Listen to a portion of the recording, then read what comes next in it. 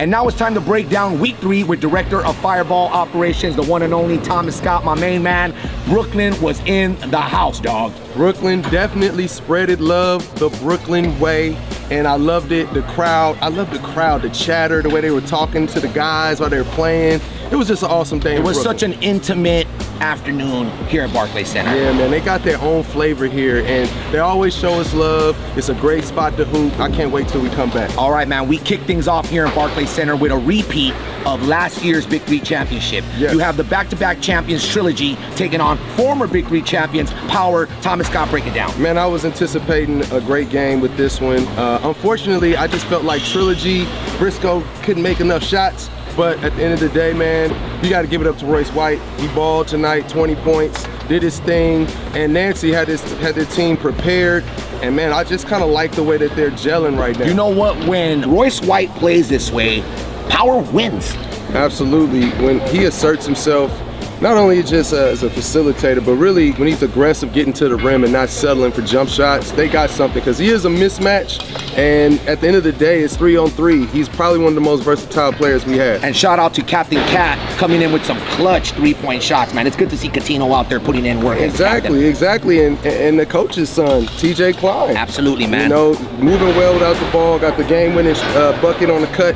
It was awesome. Yeah, Power wins 50-40, and much love to them. Now they're now 2-1. Yes. On to triplets taking on TriState. This is an undefeated team. TriState, Thomas Scott, break it down. Well, you had Player of the Week last week, Jason Richardson, going up against Jeremy Pargo, who was right there for Player of the Week, matching up. Joe Johnson, it was great. I think the fans couldn't wait to see ISO Joe back in this building. And at the end of the day, I think triplets figured something out. I think they're using Joe as a little bit of a diversion, because the past 2 games, Jeremy Pargo has been leading the team in scoring with 26 points, I believe, and he seems to be the guy. Pargo's been going off. And they got a good contribution from Jamario Moon. And welcome back, Mo Charlo. Yeah, Mo Charlo got back in the mix. A game that really hurt me, Three-Headed Monsters. They took on Three's Company. Shout out to Three's Company. They get the W. But a former MVP of last year, Kevin Murphy, he went down hard. Yeah, man. Looked like he hyperextended his knee. Talked to some of the trainers down there. They want to get an MRI, so we're going to take them to a place where we can get that checked out. But before that, balled out. But at the end of the day, Three's Company adding Tony Allen. Yeah, shout out to Tony Allen, man. He even had to bring the fire moment as well. City, you know what I mean? Grit and grind. He came in, he played, contributed well. First game gets a W, so shout out to Three's Company. They really needed that win. Absolutely, man. On to Biv Whack taking on enemies. I had a chance to talk with Gary Payton and Captain Gerald Green. They were intense in that locker room. Break it down, Thomas Scott. I think Gary Payton loves Corey Brewer's defensive intensity. I mean, he was locking guys up. He moves well without the ball. Gerald Green, sometimes a little bit of a gambler, a gunslinger on the shooting, but it was falling. But I'm really impressed with Garland Green right now. He's really stepped up to the plate. Starting to be one of our best young stars right now early in the season. Again, having a chance to talk to GP and captain of Biv Whack, Gerald Green, Garland Green's brother, they were talking about how serious winning these early games. You know what I mean? There's only 8 games in the season, so you got to win these. Well, Gary Payton's got a lot of experience in this league. He's come close to winning it a few times, and now he knows what it takes. And he's got some guys now that have been around the block, and they got to really trust his coaching and his experience and wisdom. So, Biv Whack, maybe they're on the way up. Shout out to Biv Whack, man. Now 2-1. On to Killer Threes. They had a great victory today. Yeah, Killer Threes. Right now, I mean, they're starting to figure something out. Franklin Sessions, obviously one of the quickest players in this league, but Dante Green was incredible. I mean, for a stretch there, he didn't miss a shot. And I'm gonna give this win to him. Unfortunately, Aliens, they just can't figure it out. Dusan is a little frustrated right now. Yeah, man, he got ejected today as well. Yeah, but I like Janet's team in the way he shoots the ball, but right now the Aliens, man, it's just a tough one for him. Man, shout out to Dusan Boulet, captain of Aliens, man. Dusan, they need you out there. Stop getting ejected from games, my brother. Yeah. On to the final game of the afternoon, especially right here. Shout out to Barclays, shout out to Brooklyn. Thank y'all so much for having Big 3 out here. It was the undefeated Ghost Ballers, and they took on the Ball Hogs.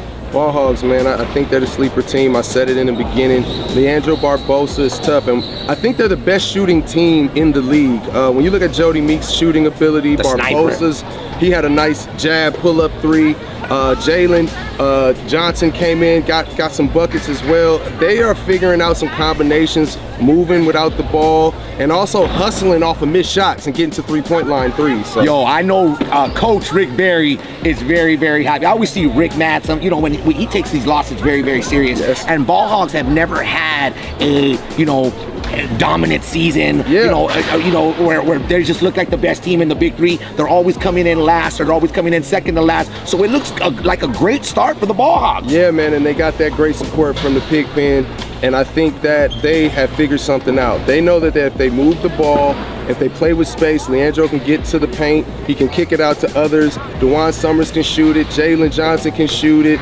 Obviously, Jody Meeks. So, they figured out if they play with space, if they move the ball, it's hard for teams to guard them. Yo, man, shout out to the pig pen. Shout out to the Ball Hogs. And shout out to my main man, Director of Fireball Operations, the one and only Thomas Scott, breaking down every single week for you right here on All About the Big Three. Yo, I want to thank Brooklyn. I want to thank Barclays. And I want to thank you, Thomas. Yes, sir, man. Next week we're in Memphis? Yes, Memphis, man. And Tony Allen is coming to Memphis. Get your tickets at big3.com/tickets. You never know who you're gonna see at the Big 3. Here's Jay Rich. Oh, behind the back to Stevens. Catch the Summer of Fire live in a city near you. Memphis. Yes. Miami. Oh. Boston. Slams it down. Charlotte. Oh, my God. Detroit. Got it. DC. All on sale now. Go to big3.com/tickets for all the details.